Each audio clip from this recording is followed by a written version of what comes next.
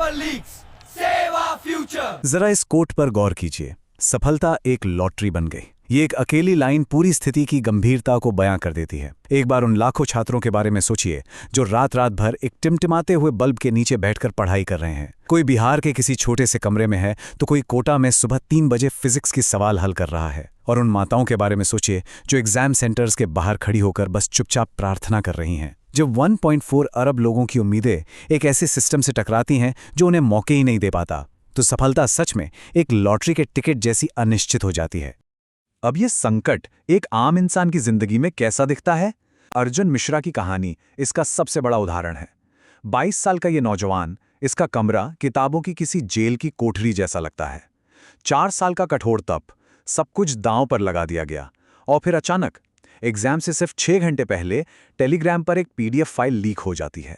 बस उसके बाद कोई गुस्सा नहीं, कोई चीख पुकार नहीं, बस एक ऐसा भयानक सन्नाटा छा जाता है जो तब आता है जब इंसान का दिमाग न्याय की उम्मीद करना ही छोड़ देता है।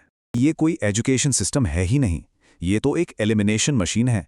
लाखों छात्र हर साल कोचिंग संस्थानों में जाते हैं और ये जगहें किसी फैक्ट्री की तरह काम करती हैं। हर जगह डिजिटल टाइमर लगे हैं, टीचर्स किसी सुपरवाइजर की तरह बर्ताव करते हैं और माता पिता भारी कर्ज के बोझ तले दबे हुए हैं। बात ज्ञान हासिल करने की नहीं रह गई है, ये लाखों हताश युवाओं को सिस्टम से बाहर फेंकने का एक क्रूर फिल्टर बन गया है, जहां शिक्षा बस एक बेरहम सर्वाइवल गेम बनकर रह गई है। एक आदर्श शिक्षा प्रणाली कैसी होनी चाहिए?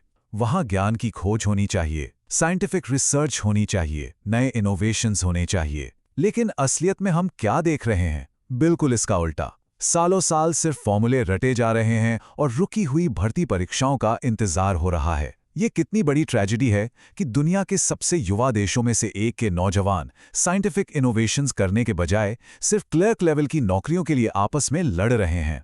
अब इस विरोधाभास को देखिए। एक तरफ अगर आप रात को टीवी खोल लें तो आपको धर्म, जाति और भाषा को लेकर एक कान फोड़ देने वाला शोर और चीख पुकार मिलेगी। वो एक तरह का रोजाना का आक्रोश है। लेकिन दूसरी तरफ क्या हो रहा है? असली मुद्दों पर बिल्कुल सन्नाटा है। असली स्कूलों की कमी, लैब्स का ना होना, रिसर्च का अभाव, इन सब पर कोई बात नहीं करता। युवाओं की जो सबसे वास्तविक जरूरतें हैं उन्हें पूरी तरह से इग्नोर कर दिया गया है। और इसी भारी भटकाव के बीच प्रोफेसर रमन का किरदार सामने आता है। एक कोचिंग सेंटर के कमरे में जहां बच्चे आरक्षण, भ्रष्टाचार और पूंजीवाद को लेकर आपस में उलझ रहे हैं, प्रोफेसर रमन एक बहुत ही कड़वा लेकिन निष्पक्ष सच बोलते हैं। वो कहते हैं कि असल में जीत कोई नहीं रहा है। सिस्टम ने सभी को अपनी अपनी तरह से धोखा दिया है और उसी धोखे की वजह से ये सारी दुश्मनी पैदा हो रही है। प्रोफेसर रमन का ये विश्लेषण इस पूरे संकट की एकदम जड़ तक जाता है। वो बड़ी बेबाकी से बताते हैं कि कैसे ऐतिहासिक अन्याय को सुधारने के तंत्र को अब एक परमानेंट राजनीतिक और चुनावी ईंधन में बदल दिया गया है। वो कहते हैं कि अगर सबको समान अवसर नहीं मिलते तो मेरिट यानी योग्यता की बात करना ही अधूरा है। ये समाधान इस राजनीतिक भटकाव में नहीं है, बल्कि ईमानदार शासन और असली यूनिवर्सिटीज के निर्माण में है। अब थोड़ा ग्लोबल लेवल पर देखते हैं। जब कोई देश अपनी ही घरेलू राजनीति में उलझा रहता है तो उसका अंजाम क्या होता है? यह सिर्फ एक तुलना नहीं है, बल्कि एक बहुत बड़ी आर्थिक चेतावनी है। जब हम इन घरेलू मुद्दों में उलझे थे तब चीन क्या कर रहा था? वो अपना फिजिकल और बौद्धिक इंफ्रास्ट्रक्चर बना रहा था। हाई स्पीड रेल, रोबोटिक्स और AI लैब्स। और हमारे यहाँ की तस्वीर क्या है? रेलवे स्टेशनों के फर्श पर सोते हुए छात्र, बार बार क्रैश होती सरकारी वेबसाइटें और सालों तक अटके हुए रिजल्ट्स। ये एक अंतहीन वेटिंग रूम की बहुत ही दुखद तस्वीर है। और इसका फाइनल नतीजा क्या निकलता है? वो बेहद डरावना है। चीन इंजीनियर बनाता है और हम उम्मीदवार बनाते हैं। सच में हम इनोवेशन पैदा नहीं कर रहे हैं, हम सिर्फ एंग्जाइटी और हताशा का निर्माण कर रहे हैं। ये एक ऐसा कटु सत्य है जो सीधे जाकर दिल पर लगता है।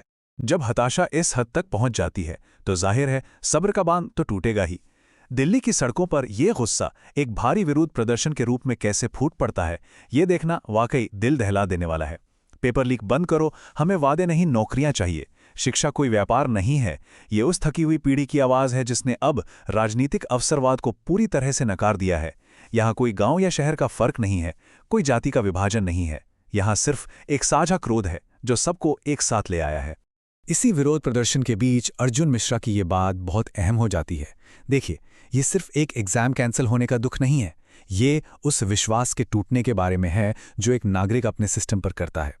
अर्जुन कहता है कि टैलेंट तो मर ही रहा है, लेकिन ट्रस्ट भी मर रहा है।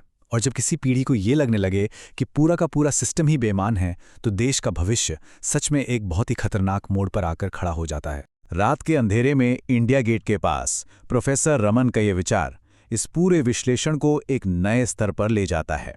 उनका मानना है कि किसी भी सभ्यता का असली हत्यारा करप्शन नहीं है। सभ्यताओं का पतन तब होता है जब लोग औसत दर्जे यानी मीडियोक्रिटी को स्वीकार कर लेते हैं। जब हम ये मान लेते हैं कि पेपर लीक होना, धांधली होना और चीज़ों का ठीक से काम ना करना ही सामान्य बात है, असली तबाही वहीं से शुरू होती है। क्योंकि किसी भी समाज का पतन एक दिन में नहीं होता, ये बहुत धीरे धीरे होता है।